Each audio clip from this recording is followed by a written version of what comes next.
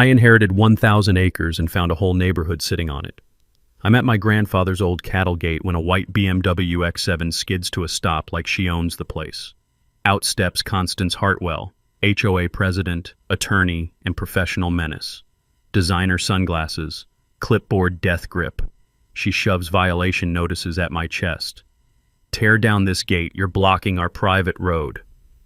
Her road, the same road my grandfather carved in 1959, the same land her entire HOA was built on without a single legal right-of-way.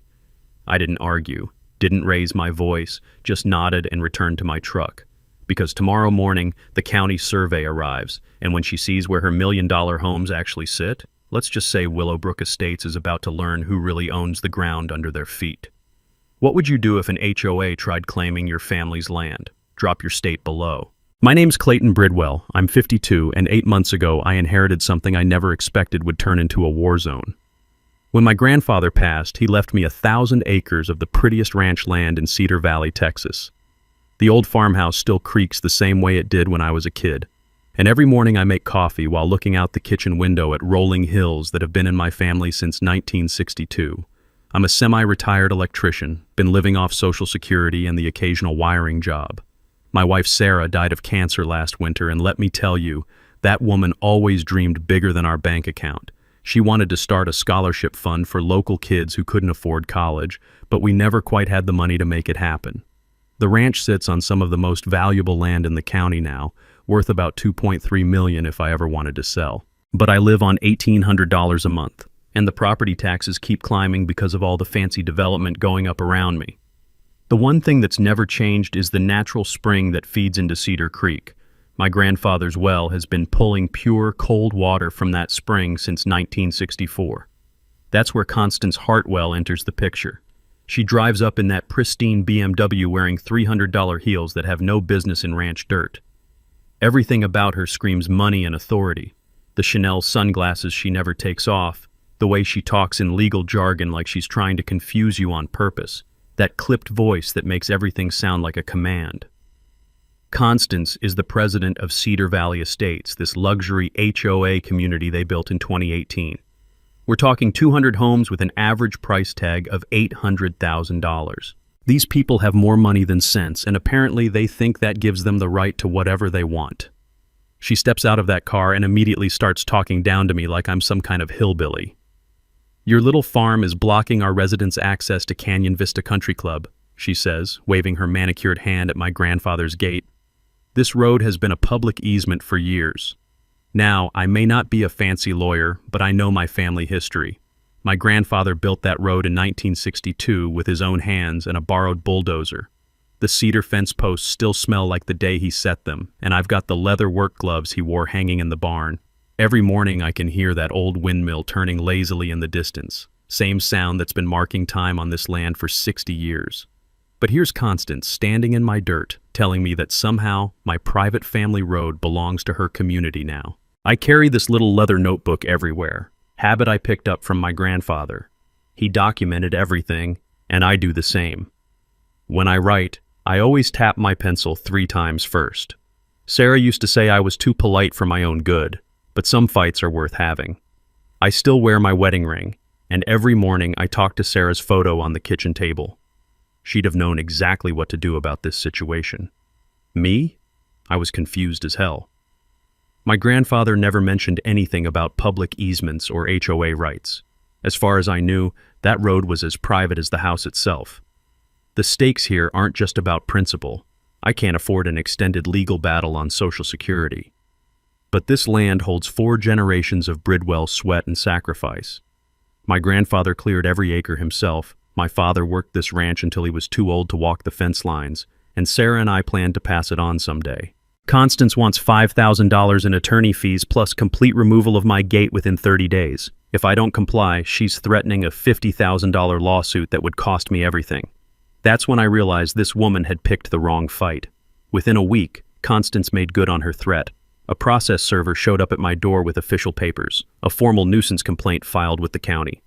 The legal language was deliberately intimidating, full of phrases like unlawful obstruction of established public easement and willful interference with community infrastructure. My hands were shaking as I read those papers. $50,000 might as well be $50 million when you're living on Social Security. I couldn't even afford the $500 consultation fee most attorneys wanted just to look at my case. That night, I sat at the kitchen table with documents spread everywhere, feeling more overwhelmed than I'd been since Sarah's diagnosis. But sometimes when you can't afford to fight, you have to get smarter instead. I remembered my grandfather always said the courthouse holds all the answers if you know where to look. So I drove down to the county records office and paid $25 for a complete property search. The basement of that old courthouse smells like 50 years of musty papers and burnt coffee, but I spent the whole day down there with a copy machine and a lot of patience. That's when I found the first piece of the puzzle. My grandfather's original 1962 property deed included something specific: private road and water rights in perpetuity. I took photos of everything with my phone camera and made careful notes in my little notebook. The more I dug, the more interesting things got. See, here's something most people don't know about property law. Easements aren't automatically permanent. An easement is basically permission to cross someone else's land, but that permission has to be legally granted and properly recorded. Just because you've been using a road doesn't make it yours. Translation: walking across your neighbor's yard for years doesn't give you the right to build a driveway there. The records clerk was this older woman who'd been working there since the Carter administration. When I explained what I was looking for, she got real quiet and leaned in close. "That HOA road easement expired in December 2023, she whispered, like she was sharing state secrets. I felt my heart skip a beat. "What do you mean, expired?" She pulled out a folder that looked like it hadn't been touched in years. "Your grandfather signed a 25-year temporary access agreement back in 1998 when the first development started going in. But temporary means temporary. It expired last December and nobody renewed it." That's when I realized Constance Hartwell and her precious HOA had been trespassing on my land for 11 months. I sat in my truck outside that courthouse for a long time, just staring at the photocopies spread across my passenger seat.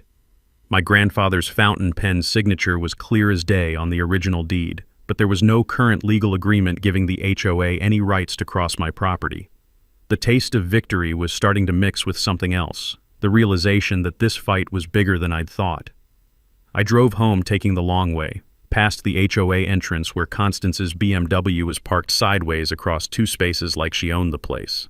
The irony wasn't lost on me. She was lecturing me about property rights while her community had been illegally using my land for almost a year. That evening, I called the one attorney I could afford, the legal aid clinic that helped seniors with property disputes. The volunteer lawyer was a young woman named Maria Santos, and when I explained what I'd found, her voice got excited in a way that told me I was onto something. "Mr. Bridwell, if that easement really expired and was never renewed, then every day they've been using your road constitutes trespassing. In Texas, you can collect damages for unlawful use of private property." I started doing math in my head. 11 months of 200 families using my road to reach their country club. That added up to a lot of unauthorized trips across private land. But the best part was yet to come. Maria asked me to bring in every document I'd found, and that's when she spotted something that made both of us sit up straight. "Mr. Bridwell, has anyone from the HOA ever showed you their copy of a current easement agreement?" I realized that in all her legal threats and demands, Constance had never once produced any paperwork proving the HOA actually had the right to use my road. She'd been operating on pure intimidation, assuming I'd be too scared or too poor to fight back. That night, I made my first entry in what would become a very important notebook. Day 1. They're trespassing and they don't even know I know. Constance had no idea that her biggest mistake wasn't underestimating me. It was forgetting to do her homework. Constance's response to my legal research was swift and nasty. At 6 in the morning on a Tuesday, I woke up to the sound of bolt cutters snapping through wire mesh. The HOA maintenance crew was cutting my fence in 3 different places, right along the road where it crossed my property line. The crew leader, a guy who looked uncomfortable with the whole situation, handed me a work order. "HOA attorney says this is legal. We're just enforcing property rights, sir." I watched them take bolt cutters to 60 years of fence line while the smell of diesel exhaust from their truck mixed with the morning air. The sound of metal snapping was like fingernails on a chalkboard, and I could feel my blood pressure climbing with every cut. Within an hour, 12 of my cattle had wandered through the gaps and were causing a traffic jam on Highway 47. A sheriff's deputy showed up to inform me that my livestock were now a public safety hazard, and I needed to get them off the road immediately. "Sir, we've got complaints about cattle in people's front yards," Deputy Martinez explained, while I was trying to herd confused cows with a makeshift rope halter. The damage added up fast. $800 for fence repair, veterinary bills for one cow that got spooked and injured her leg on the pavement, and the pure humiliation of chasing livestock through a subdivision while HOA residents filmed it on their phones. But here's the thing about fighting people who think they can intimidate you. Sometimes they hand you exactly the evidence you need. I documented everything. Photos of the cut fence, timestamps on videos, measurements of the damaged sections. I filed a trespassing report at the sheriff's office and demanded that the HOA pay for damages. That's when Deputy Martinez pulled out a file folder that changed everything. "We've had 6 similar complaints about this HOA in the past year," he said, flipping through pages of incident reports. Property disputes, harassment, intimidation tactics. They've sued 3 other neighbors over boundary disputes they ended up losing. He showed me complaint after complaint. The Martinez family harassed over a drainage ditch, an elderly couple threatened over tree trimming, a veteran who'd been sued for parking his RV on his own property. The pattern was crystal clear. Cedar Valley Estates HOA used legal intimidation to bully anyone who stood in their way. "Document everything," Deputy Martinez advised. "They're building a pattern here, and judges don't like patterns of harassment." That afternoon, I drove to the hardware store and bought the materials to repair my fence. But I also picked up something else, a security camera system that could record in high definition and store footage in the cloud. Here's what most people don't understand about property boundary law. When a fence has been in the same location longer than the neighboring development, that fence line establishes the legal boundary. My grandfather's fence had been marking our property line since before most of these HOA folks were born. Translation: if your fence was there first, the burden of proof is on anyone who claims it's in the wrong place. I spent that evening installing cameras at 6 different points along my property line. The work felt good after a day of being pushed around, and the familiar smell of cedar fence posts reminded me why this fight mattered. My grandfather had built this place to last, and I wasn't about to let some entitled HOA president tear it down with legal tricks. The next morning brought another nasty surprise. Constance had left a voicemail that was equal parts threatening and condescending. "Mr. Bridwell, continued obstruction will result in escalated legal action. The community board has authorized me to pursue all available remedies." All available remedies. That sounded ominous. I started noticing the HOA maintenance truck driving by twice a day, always slowing down to take photos. Constance's BMW would park on the road just outside my gate, and I could see her sitting there with a clipboard, documenting something. But 2 could play that game. My new security cameras were capturing every drive-by, every trespassing incident, and every act of harassment. I'd learned something important from my grandfather's old surveying equipment, which I'd found in the barn. The secret to winning property disputes isn't just knowing where your boundaries are, it's proving when someone crosses them. That night, I called 3 different attorneys to get price quotes for representation. The cheapest was still more than I could afford, but something interesting happened during those conversations.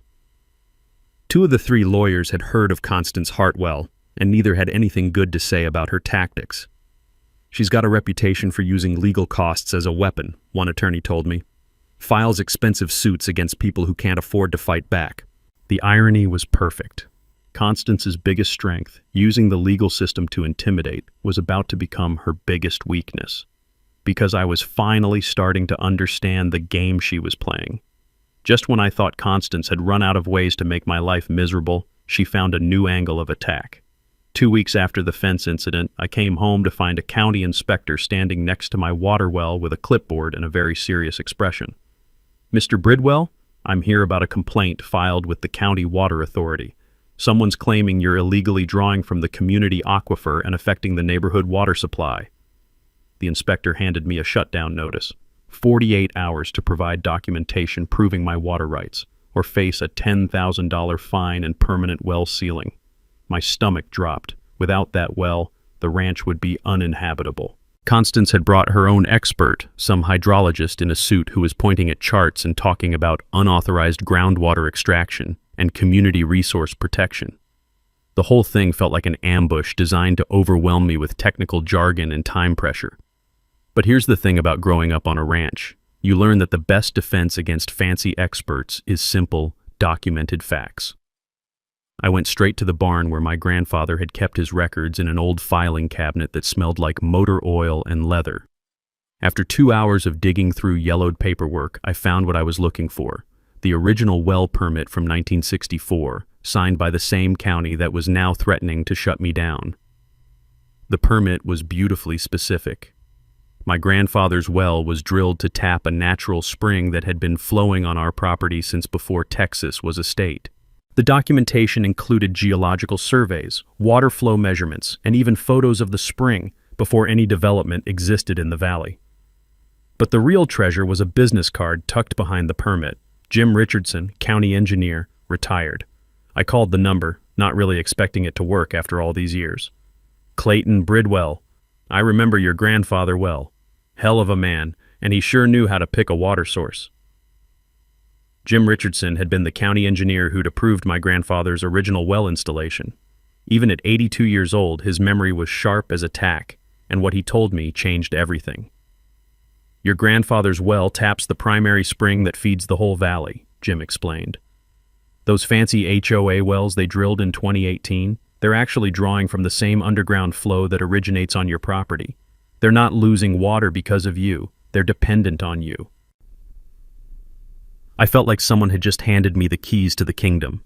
Jim agreed to meet me at the ranch the next morning to document the spring source. We spent 3 hours measuring water flow, checking the original well equipment, and taking photos that proved the spring had been producing water continuously since 1964. Here's something most people don't know about water rights law in Texas. We follow the rule of prior appropriation, which means the first person to put water to beneficial use has permanent rights to that source. It doesn't matter what happens around you. First user wins. Translation: in water disputes, it's not about who has the biggest lawyer, it's about who was there first. The county inspector was fascinated by Jim's historical documentation. It turned out the HOA had never filed proper water rights claims when they developed the community.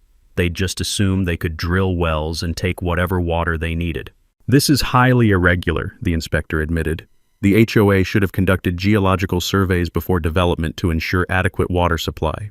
If they're drawing from Mr. Bridwell's spring source without easement rights, that's when I realized the full scope of what I was dealing with. The HOA wasn't just trespassing on my road, they were essentially stealing my water and then claiming I was stealing theirs. I started doing research at the public library, learning everything I could about water law and property rights. The legal aid attorney was thrilled with what I'd discovered. Clayton, this changes everything. If the HOA's water supply depends on your spring, and they don't have legal access agreements, you've got leverage they never saw coming. The beautiful irony was that Constance's attempt to attack my water rights had revealed her own community's fundamental weakness. Cedar Valley Estates was paying $8,000 a month for supplemental water during dry seasons, trying to support 200 luxury homes with inadequate well capacity. My natural spring could supply the entire valley year-round and had been doing exactly that for decades. That evening, I sat on my porch watching the sunset over land that had been in my family for 3 generations. The taste of that pure spring water was the same as when I was a kid, cold and clean and somehow tasting like home. For the first time since this whole fight started, I wasn't just playing defense. I was beginning to understand that I held all the cards. The breakthrough came on a Thursday morning when I decided to go back to the courthouse and find the HOA's original easement filing. If Constance was so confident about her legal rights, surely there would be paperwork to back up her claims. The records clerk who'd helped me before looked puzzled when I asked for the Cedar Valley Estates easement documents. She searched for 20 minutes, checking different filing systems and cross-referencing property numbers. "That's strange," she finally said. "I'm not finding any easement recorded for your property. Let me check the developer's original filings." What she found instead made my blood run cold. There was an easement document on file dated 2017 and bearing my grandfather's signature. But my grandfather had died in 2015. I stared at that signature for a long time, feeling something between rage and disbelief building in my chest. Someone had forged my dead grandfather's signature to steal access to his land. The records clerk was as shocked as I was. "Sir, this is highly irregular. We'll need to flag this document immediately and notify the county attorney." I took photos of everything, the forged signature, the dates, the filing information. Then I drove straight to the legal aid office with hands that were shaking from pure anger. Maria Santos, the volunteer attorney, examined the documents with the careful attention of someone who'd seen fraud before. "Clayton, this isn't just trespassing anymore. This is felony document fraud, conspiracy, and theft of property rights. We need to compare this signature to authentic samples immediately." That afternoon, we spread out every document I'd found across a conference table. The differences were obvious once you knew what to look for. My grandfather had exclusively used a fountain pen since the 1970s. The forged signature was clearly made with a ballpoint pen. The handwriting was shaky and uncertain. Nothing like the firm, confident script I'd grown up seeing on birthday cards and Christmas letters. Most damning of all, my grandfather's medical records showed that severe arthritis had made it impossible for him to write legibly after 2014. The man whose signature appeared on a 2017 easement agreement hadn't been able to hold a pen for the last year of his life. "We need to find out who was behind this," Maria said. "Document fraud requires intent and opportunity, someone with access to property records and knowledge of your grandfather's death." The trail led back to Pinnacle Development Group, the company that had built Cedar Valley Estates, the same company that had filed the fraudulent easement documents, the same company that had gone bankrupt in 2020, leaving behind a trail of legal problems and unpaid debts. What I discovered next was the smoking gun that would change everything. Constance Hartwell hadn't just been the HOA president when this fraud occurred, she'd been Pinnacle Development's legal counsel. She had personally prepared and filed the documents that stole my family's land rights. She knew. She had always known that the HOA's claim to my property was built on forged papers and lies. I sat in my truck outside the legal aid office, holding proof that my grandfather's signature had been faked to steal his land. The taste in my mouth was like copper pennies, that metallic flavor you get when you're so angry you can barely think straight. But anger wasn't enough. I needed justice, and I needed it served in a way that would make sure this never happened to another family. That night, I called Sarah's sister and told her what I'd found. "They stole from him even after he died," I said. And hearing those words out loud made the whole situation real in a way it hadn't been before. This wasn't just about property rights or HOA disputes anymore. This was about people who thought they could forge a dead man's signature and get away with it. They were about to learn how wrong they were. The next 2 weeks were the most focused I'd been since Sarah's illness. Every morning I'd wake up with a clear mission: build an airtight case and set up the perfect trap for Constance's public downfall. My first stop was the hardware store, where I bought materials that would have seemed random to anyone else but made perfect sense to a retired electrician. Remote-controlled water shutoff valves, wireless monitoring equipment, and enough PVC fittings to control the entire water supply that flowed through my property. The beautiful thing about being an electrician is that you understand systems, how they work, where they're vulnerable, and how one switch can control everything downstream. Cedar Valley Estates got their water through 3 main lines that crossed my property, all feeding from the spring my grandfather had been protecting for 60 years. Installing those shutoff valves was like performing surgery. Each one was positioned where the HOA's water lines crossed onto my land, hidden but accessible. Completely legal since they were on my property. The wireless controls meant I could shut off their entire water supply from my smartphone. While I was doing the physical work, Maria Santos was building the legal case. She'd filed a quiet title action in county court, which is basically a legal process that forces everyone to prove their property claims in front of a judge. When you find fraudulent documents, the court can erase all the fake rights and restore the real ones. Here's what most people don't understand about property fraud. When someone forges documents, everything built on those fake papers becomes legally void. It's like a house of cards. Pull out the forged foundation, and the whole structure collapses. Translation: fake papers don't just get corrected, they get erased completely, along with everything that depended on them. The financial calculations were staggering. 7 years of unauthorized easement use, 200 families making roughly 3 trips per week across my private road, plus commercial water usage from my spring. Conservative estimates put the damages at $75,000, enough to fund Sarah's scholarship dream, and then some. But money wasn't the only goal here. I wanted accountability, and I wanted it public. My next stop was the county inspector's office, where I learned something interesting about the network of officials who'd been dealing with HOA complaints. Deputy Martinez introduced me to Jim Patterson, the water inspector, who turned out to be married to my cousin Jenny from Millerville. Small world, Jim laughed when he realized the connection. And speaking of small worlds, you should know that Constance Hartwell approached me last week with what amounted to a bribery attempt. That conversation led to another piece of evidence. Jim had been documenting HOA corruption for months, collecting reports of attempted bribes, intimidation tactics, and suspicious permit applications. My case was just the latest in a pattern of systematic abuse. The ally network was growing. Jim Richardson, the retired county engineer, agreed to testify about the spring's history. Deputy Martinez provided police reports showing the HOA's harassment pattern. The records clerk who'd discovered the forged signature was willing to serve as a witness. Most importantly, I'd been contacted by Rebecca Torres, an investigative reporter from the local TV station who'd been working on a story about development fraud in rural communities. My grandfather's forged signature was exactly the kind of evidence she needed to expose a larger pattern of corruption. The technical preparation was meticulous. I tested the water shutoff system repeatedly, making sure I could control it remotely without any delays. The security cameras were positioned to capture every angle of the upcoming confrontation. I even practiced the timing, how long it would take for the water pressure to drop throughout the HOA community once I activated the shutoffs. The legal strategy was equally precise. Maria had timed the process server to deliver our lawsuit right in the middle of what was supposed to be Constance's victory lap. The quiet title action would officially challenge every document the HOA had used to claim rights to my property. Rebecca Torres had coordinated her crew to arrive exactly when the water crisis would be at its peak. Nothing gets public attention like 200 families suddenly losing water during a community meeting. I spent hours at the kitchen table, organizing every piece of evidence into a presentation that would be impossible to dispute. Side-by-side photos of real versus forged signatures. Medical records proving my grandfather couldn't have signed anything in 2017. Water usage data showing the HOA's complete dependence on my spring.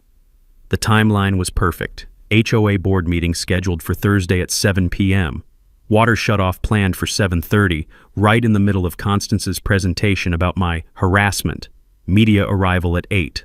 Process server delivering our lawsuit at 8:15.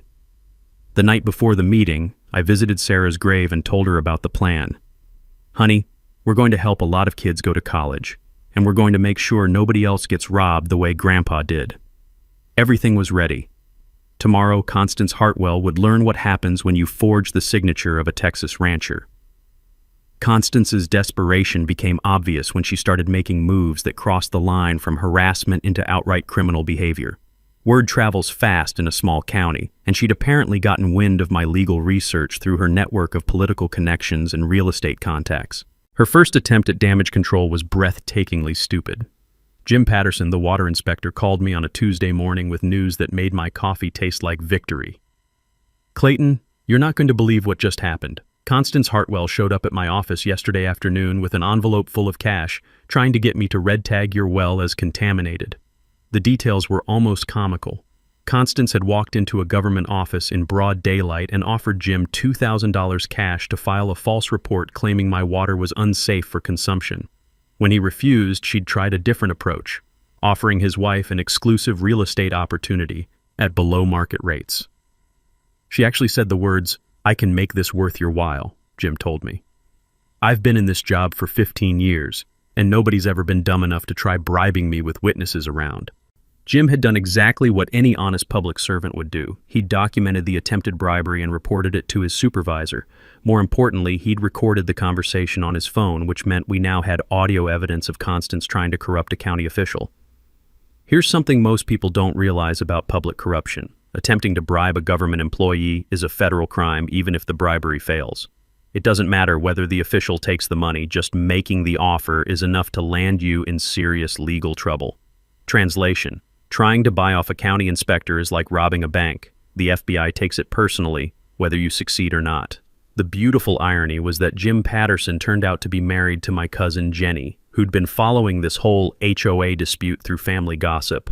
When Constance walked into his office trying to buy false testimony against me, she was essentially asking a family member to betray his own blood. She had no idea who she was talking to. Jenny laughed when I called to thank her. Jim came home madder than I've seen him since our property tax got reassessed wrong. But Constance wasn't done making bad decisions. Over the next week, my security cameras captured a pattern of escalating surveillance that bordered on stalking. The HOA maintenance truck was now driving past my ranch 4 times a day, always slowing down to take photos. Constance's BMW would park just outside my property line for hours at a time while she sat there with binoculars and a notepad.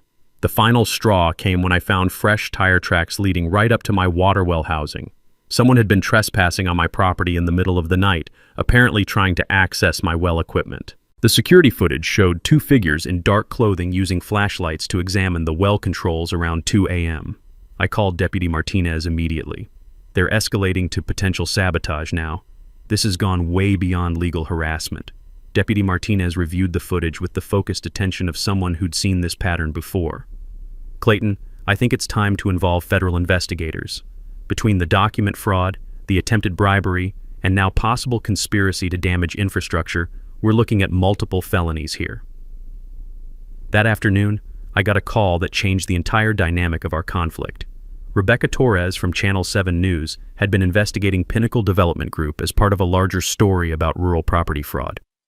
My case wasn't just a single incident. It was part of a systematic pattern of development companies using forged documents to steal land rights from rural families.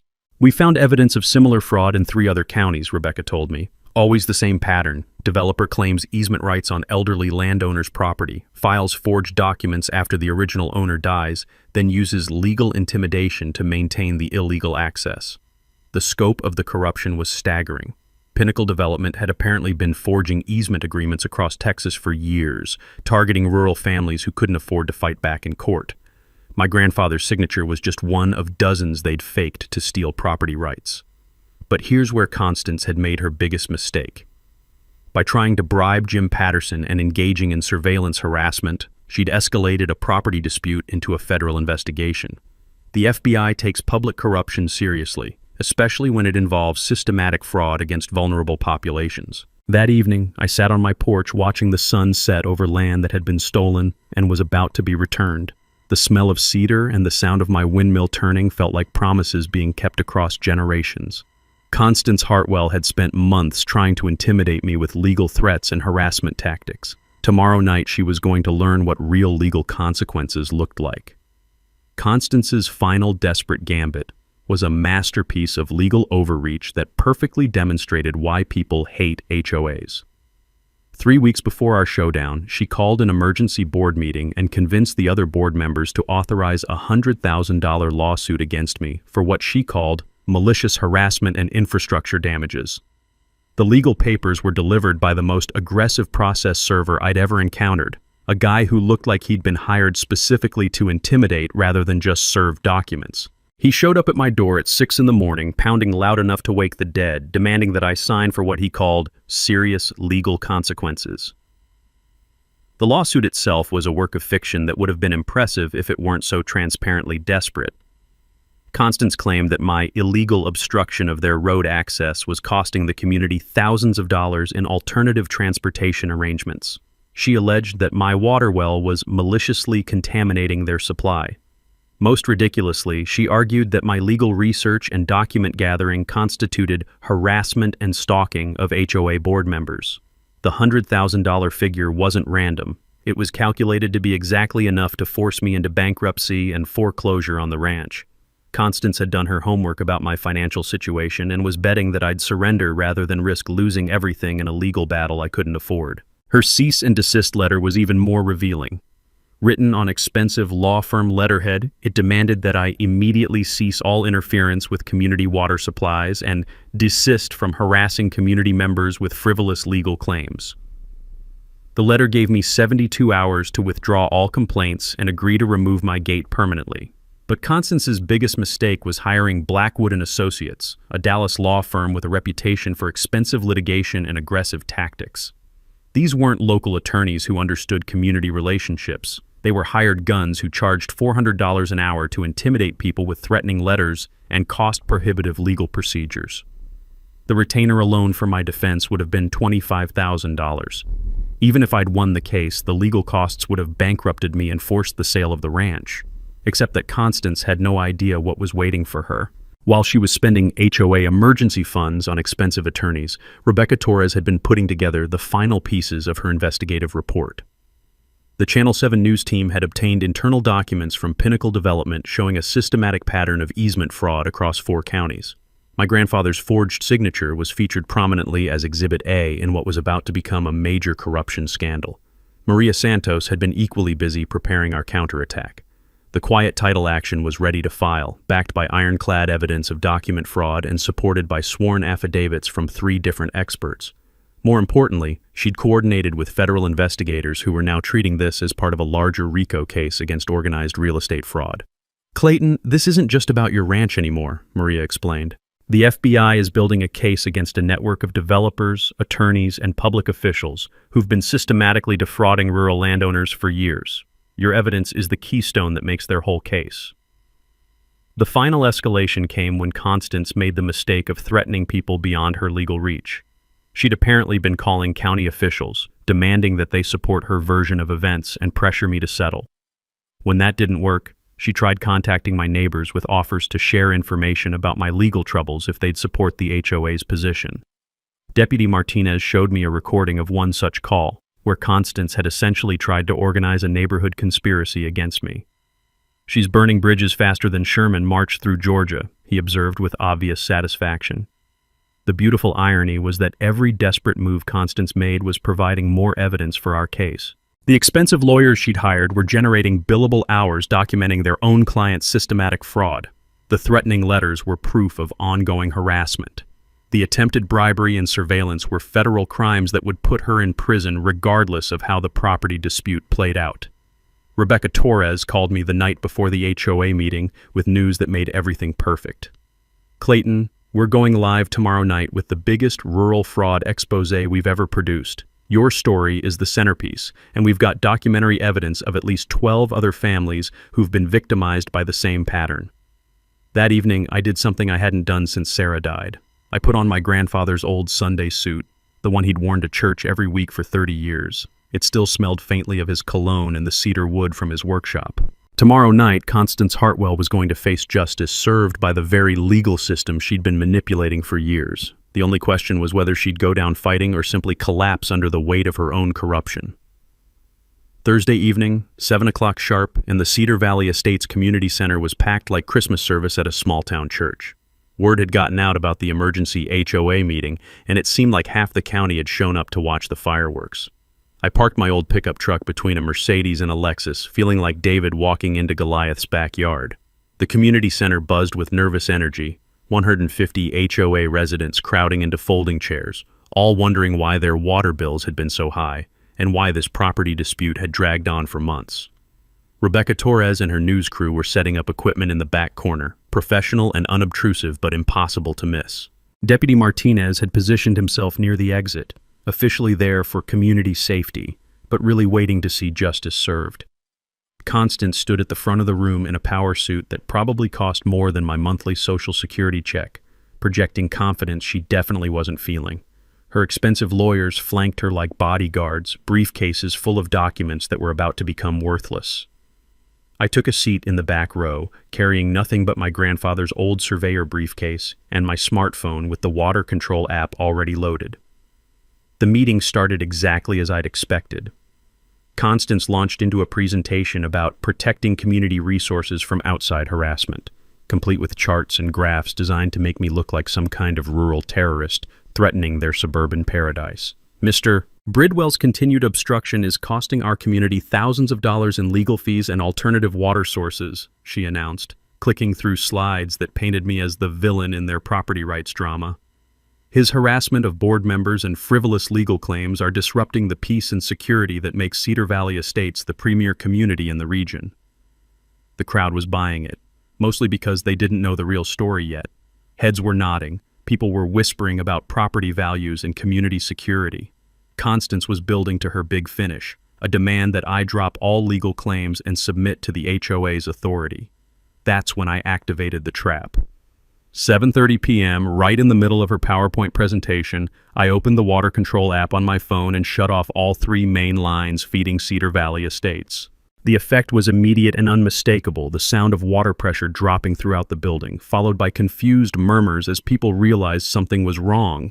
"What's happening to our water?" someone called out from the middle of the room. Constance's face went white as she realized what was occurring. "This is sabotage," she shouted, pointing in my general direction. "Someone call the police!" Deputy Martinez stepped forward with perfect timing. "Ma'am, I'm right here. Would you like to explain how Mr. Bridwell owns water flowing through his property on documents you know are fraudulent?" That's when I stood up, grandfather's briefcase in hand, and walked to the front of the room. The crowd parted like I was carrying something dangerous, which in a way I was.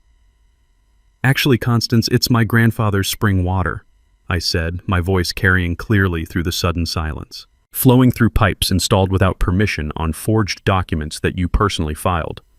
The portable projector Rebecca had set up showed my evidence on the same screen Constance had been using for her lies. Side by side, photographs of my grandfather's real signature versus the forgery from 2017, blown up large enough for everyone in the room to see the obvious differences. The crowd's reaction was immediate and audible. Gasps, angry murmurs, people pulling out their phones to take pictures of the evidence. These weren't stupid people. They could see with their own eyes that someone had faked a dead man's signature to steal his land. "That's impossible," Constance stammered, but her voice had lost all its authority. "There must be some mistake." "The only mistake," I replied, looking directly at her, "was thinking you could forge a Texas rancher's signature and get away with it. My grandfather died in 2015, yet somehow he signed your easement agreement in 2017. Either we're dealing with a zombie or someone's been committing felony fraud." Deputy Martinez stepped forward with what looked like federal agents in tow. "Ms. Hartwell, you're under investigation for conspiracy to commit fraud, attempted bribery of public officials, and violation of federal RICO statutes." The room exploded in shocked conversation. Rebecca's cameras captured everything. Constance's breakdown, the crowd's angry realization they'd been lied to, the federal agents presenting their credentials. But the best moment came when I offered to restore their water immediately upon agreement to negotiate a fair easement that honored both my property rights and their community needs. Within 2 hours, the water was flowing again. Constance had resigned in disgrace, and a new HOA board was asking how they could make this right. Sometimes justice tastes exactly like cold spring water after a long, hot fight. The aftermath moved faster than anyone expected. Within 48 hours, Cedar Valley Estates had a new board of directors who understood the difference between legal authority and criminal conspiracy. The emergency vote to remove Constance was unanimous, and her expensive Dallas lawyers disappeared faster than morning mist when the retainer checks stopped coming. The financial settlement took 3 weeks to negotiate, but the numbers were everything I'd hoped for. $75,000 for 7 years of unauthorized easement use, plus a formal ongoing agreement for $500 monthly for legitimate road and water access.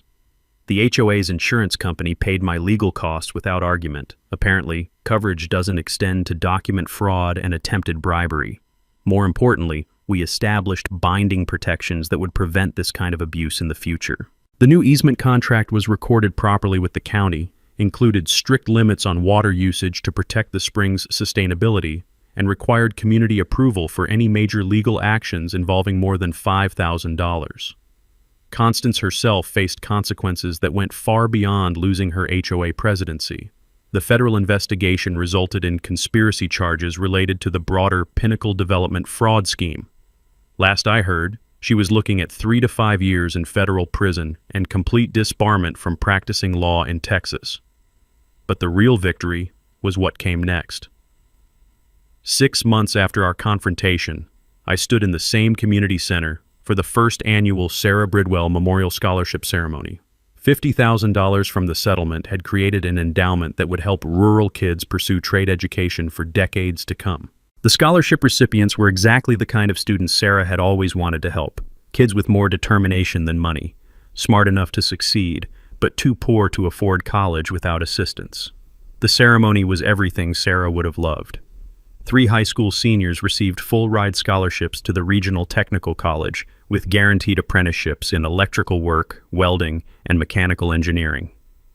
The community center was packed again, but this time with families celebrating opportunity instead of fighting over property rights. I'd finally taken off my wedding ring that morning and placed it on Sarah's grave before the ceremony. Honey, we did it, I told her headstone. Kids are going to college because of our fight, just like you always dreamed. The personal healing that came with closure was unexpected but profound. For the first time since Sarah's death, I could imagine a future that included more than just survival. I'd started dating again after meeting Janet Morrison, a volunteer coordinator for the scholarship program who shared my interest in helping rural families navigate legal challenges. The ranch itself had been transformed from a burden into a legacy. Property values had stabilized once the legal disputes were resolved, but more importantly, I'd established the Rural Property Rights Workshop series. Every month, families from across the region gathered at the community center to learn about easement law, property boundaries, and how to protect themselves from development fraud. The free legal clinic that grew out of my case was helping dozens of families avoid the kind of harassment I'd endured. Maria Santos had expanded her practice specifically to handle rural property disputes, and we'd successfully defended 8 other families against similar HOA abuse tactics. The media attention had broader impacts than I'd imagined. Rebecca Torres's investigative series won a regional Emmy for corruption reporting, and the documentary film crew that followed our story was now producing a feature-length film about rural property rights that would air nationally next year. But perhaps the most satisfying outcome was the simplest one. The road that had caused so much conflict was now clearly marked with proper signage acknowledging both community access and private property rights. The water flowed clean and abundant, serving both my ranch and the HOA community under a fair agreement that respected everyone's legitimate needs. 6 months later, my phone rang with a familiar pattern. Another elderly neighbor facing pressure from a different development company over creek access rights. I was checking my grandfather's surveying equipment and reaching for my notebook when I answered. "Well," I told Sarah's photo on the kitchen table, "looks like we're not done fighting yet."